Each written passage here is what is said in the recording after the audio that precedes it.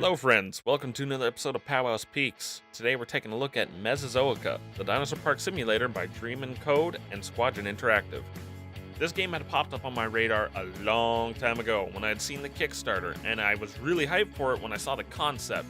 I mean, I adored Jurassic Park Operation Genesis, so the thought of another game like that, oh boy, did I get excited. But I was not willing to participate in the Kickstarter.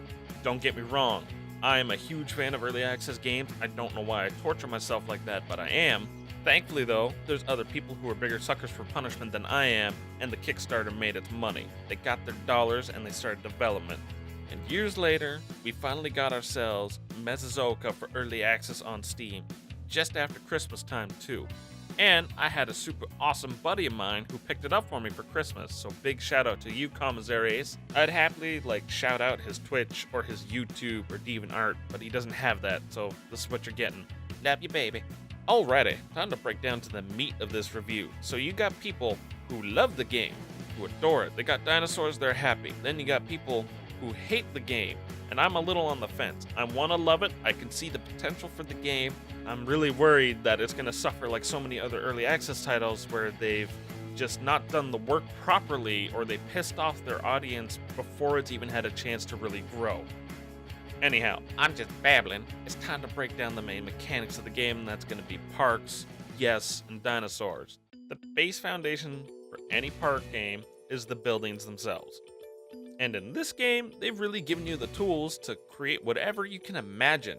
I mean, it's a cool system, but it suffers from not being fleshed out properly. There's a lot of problems with it. One of the biggest things that I just feel like really makes it like the game is working against you is just how stuff will not snap properly, or how textures kind of bug out, and the fact that the world keeps going on around you while you're building. It gets really annoying when I have to stop mid-build and start placing work lights everywhere around the building so I can see what I'm doing because the night cycle popped up. And there's just a real lack of content. Every single one of these buildings, aside from 3 modules and some benches and chairs, guests don't interact with them. And there's no stairs in the game, or ramps either, so you can't just get that feeling that it's alive. Move on to the next part. We're talking about guests. And guess what? They don't do nothing. They just walk in wallets. They'll interact with the food kiosks, the Center X, the park entrance. They'll sit at benches and tables, and they'll even run away if they think they're gonna die. But they'll do shit. I don't know why I did that voice, but yeah, no, that's pretty much it about guests right now. So we've talked about structures, we've talked about guests. Now let's talk about the main attraction of any tycoon game, and in this case, that's the dinosaurs.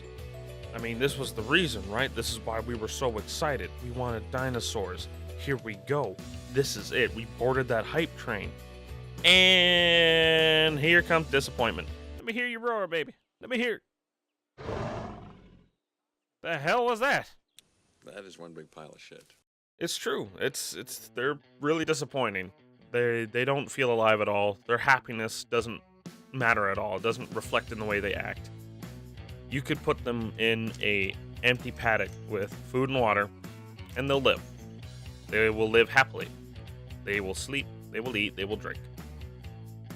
Which sucks. I mean, they will fight each other. That's the one other thing they will do. So if you got a paddock full of herbivores, they will jack each other up. They won't ignore each other. And that's it on dinosaurs. They don't do anything. They do nothing. They exist. That is it. They don't matter. That's the state of Mesozoica right now. It isn't good. This has not been a good launch for them. This is like so many other early access games that have just a terrible launch and immediately disappoint a lot of their fans. Now, that isn't to say they can't bounce back from this, because I see so much potential in this game, but the developers have got to bunker down and really, really work on it. Would I suggest that people pick it up now? No. No.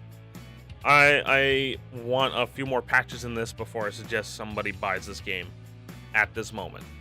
Of course, there's going to be people who want to grow with the game and they ignore all the bugs, and that's what essentially breaks down to. If you're somebody that can ignore those bugs and those problems and just play the game and enjoy it for what it is, then good for you. I'm happy you can. So if you're one of those people, pick it up and play it. If you're not, leave it alone, let it patch up a while, and then pick it up. But at the end of the day, that's just my opinion. Thanks for making it to the end of the video. If you think there's something I could have done better, let me know in the comments below, or if you have a suggestion, just do the same thing, baby. And if you feel so inclined, like and subscribe. I got